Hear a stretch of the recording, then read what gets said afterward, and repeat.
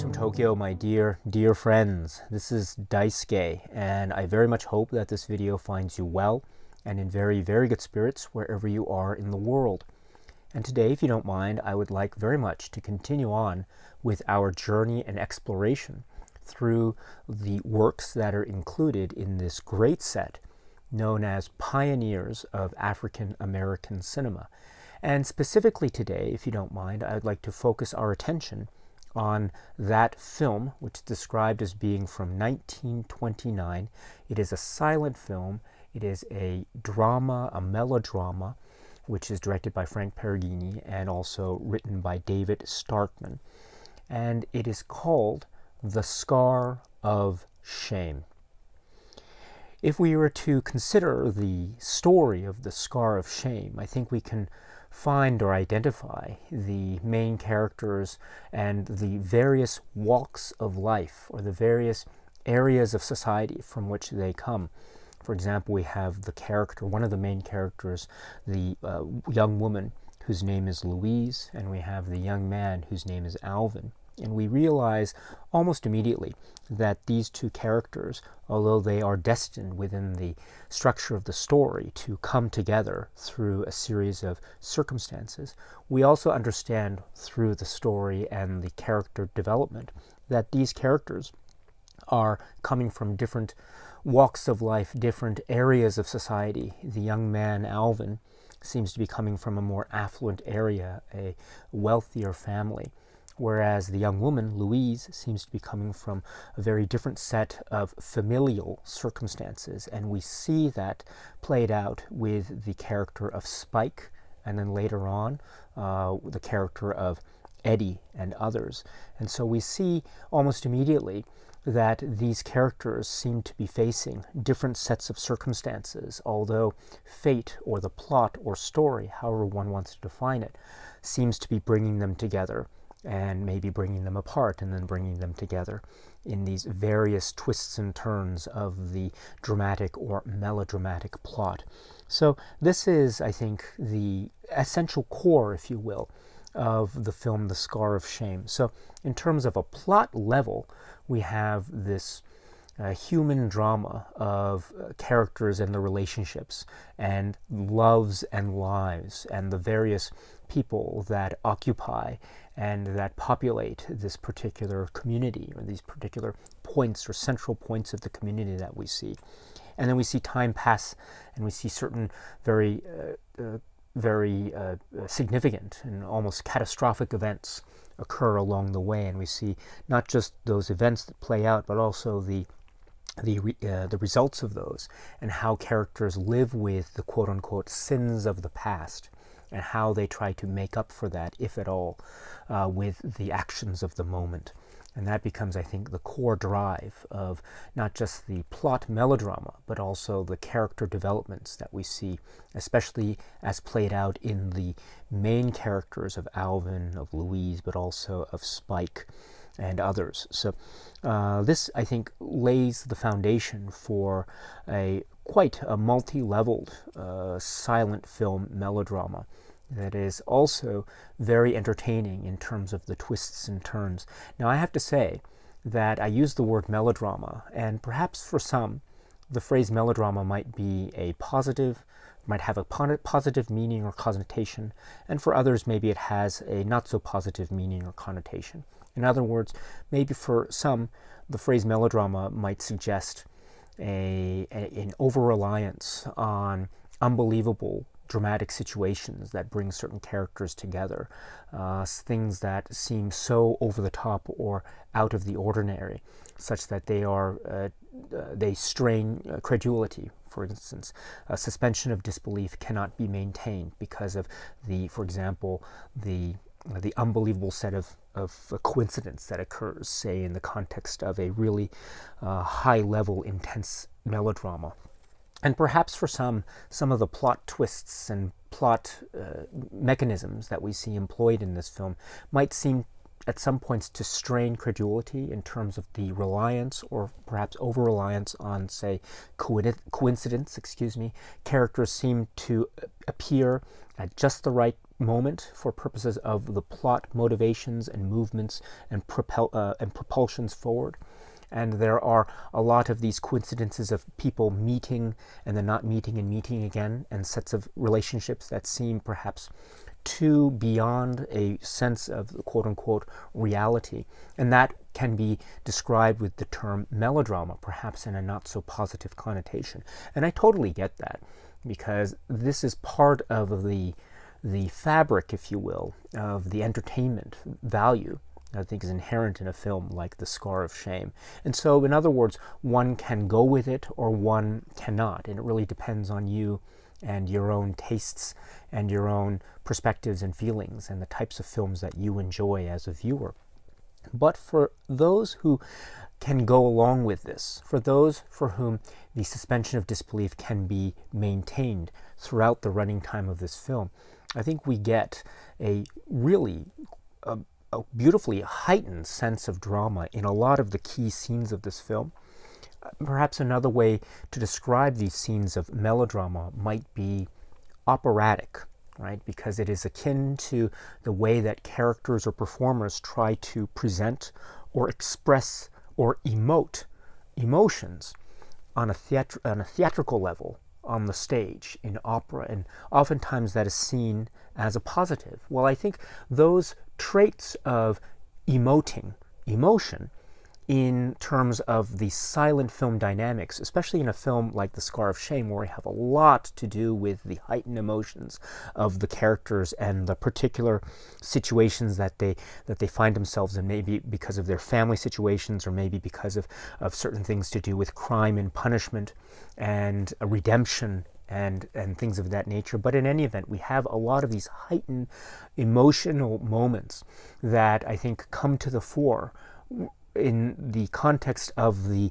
really dynamic and physical expressiveness of a lot of these performers. And it's done, I would say, in a very effective way, because they make their points, and the points of the scenes, I think, come across very clearly. And we understand exactly where each of these characters fall. And that becomes very important too, because as we know in this film, The Scar of Shame, there is in fact a lot of various nuance and complexity when it comes to the presentation of a majority of the characters.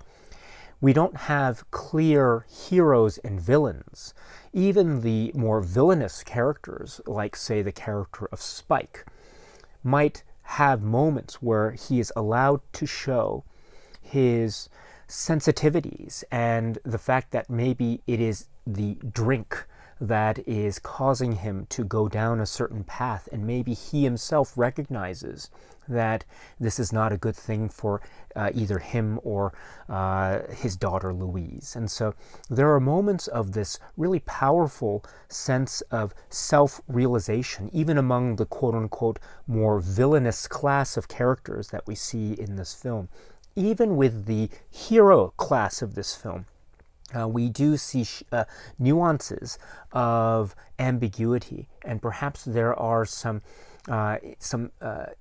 indications of a somewhat sense of, I don't want to call it amoral, because it doesn't go in that direction necessarily, but there is a sense of clouded judgment. There is a sense of actions that might harm others for the sake of the melodrama. And I'm talking both about Alvin and Louise, because as we know, these characters, I would suggest, take certain turns that make them less heroic or less sympathetic than they might have been at other parts of the film. And it's up to us as viewers to see how their particular stories play out to the very end, even when they might arguably take such character turns. And so my point here is that we have a story that is hinging upon these quite intricate and nuanced turns of character that suggest something that is much more than a hero-villain type of dynamic. And in fact, it's much more complex than that. Thus, I would suggest it becomes even more important that we as viewers are able to keep up with the various emotional turns.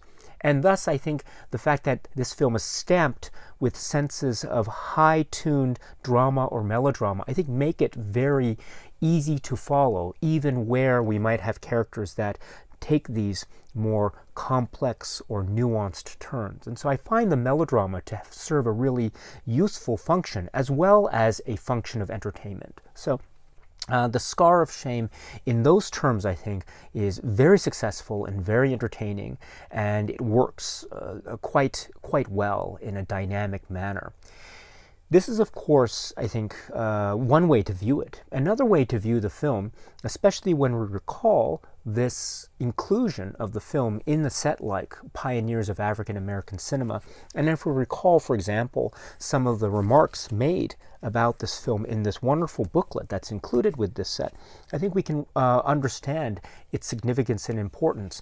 Of course, we recall that the filmmakers, Frank Perugini and David Starkman, are part of this filmmaking group. It's a very famous and significant one called the Colored Players of Philadelphia.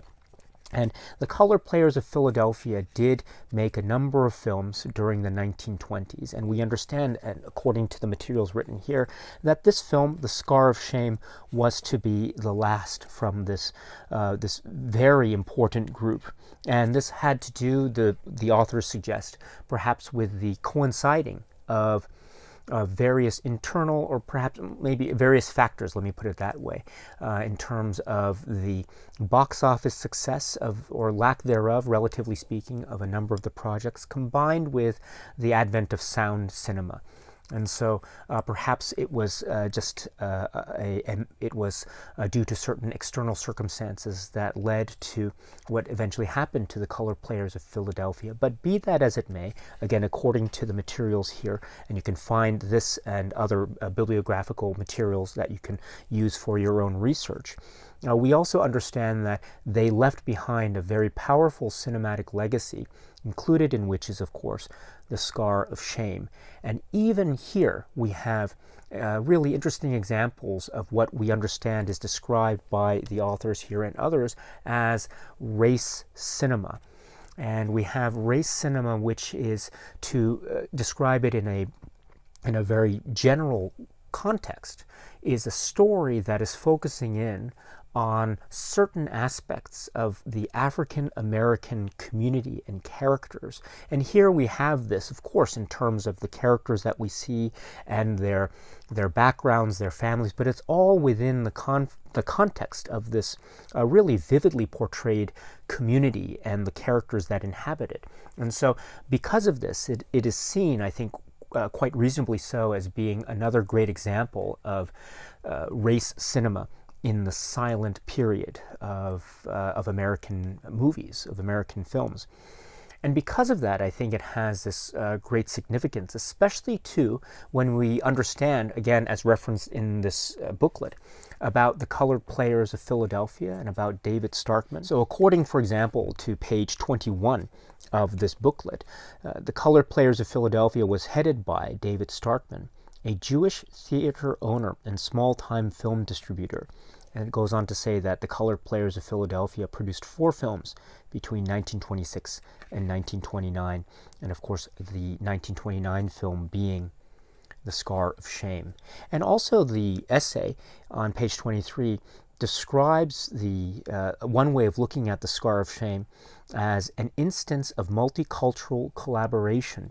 And this is, I think, a very interesting way of describing it, because it suggests, therefore, this sense of real collaborative effort in trying to depict and portray these entertaining stories that are set in the African American community milieu, with these characters that are well represented, well presented, and well depicted, while at the same time trying to create a sense of drama and melodrama entertainment with strong production values and the like. And so this is an example, therefore, of the Color Players of Philadelphia and the importance and significance of this filmmaking group in the context of silent American cinema.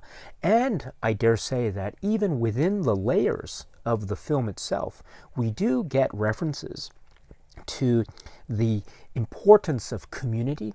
We do get references to the importance of representations of race. For example, the way that the character of Alvin is described by some of the other characters is suggestive of the fact that his success as an artist is also not just the representation or depiction of an individual success, but also it might be suggestive of a success of a community at large, which is very important. Also, we have ideas or themes involving the notions of what might be framed or what might be described as being the importance of community and the influence of community. And this is this idea of people who come from various social backgrounds and how that might affect their perspectives on their own lives and the lives of others. And this becomes very directly important and relevant when we think about the Alvin character and where he comes from versus, say, the Louise character and where she comes from. And this film, therefore, is showing us various walks of life, various people and personages that are successful in their own unique or individual ways. And they show these signs of success and emotional fulfillment, or they show signs of struggle and confusion, perhaps depending on, in a key way, where they are coming from. And so it's all within this this portrait of these particular points of community.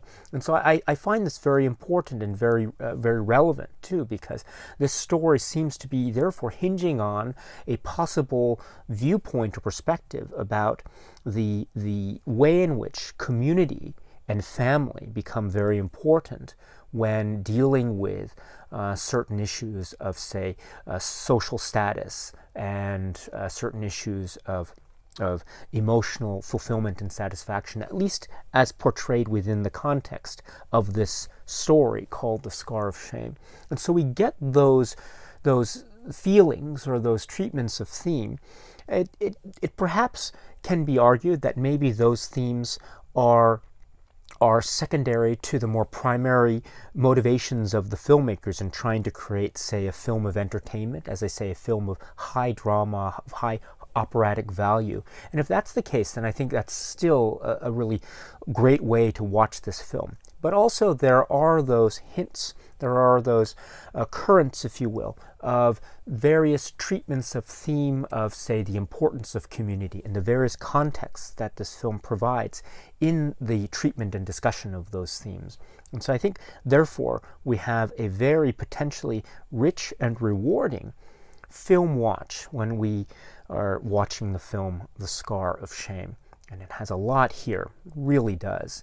And if ultimately one is looking for a piece of drama entertainment about the turbulent ups and downs of a particular relationship and all the circumstance and situation and high intense operatic volume of intensity that can occur, and I think you're in for a real treat upon watching this film, The Scar of Shame.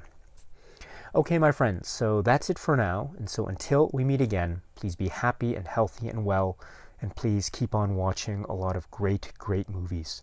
Thank you so much, as always, for your time. I very much appreciate it. Stay strong, stay safe, and cheers.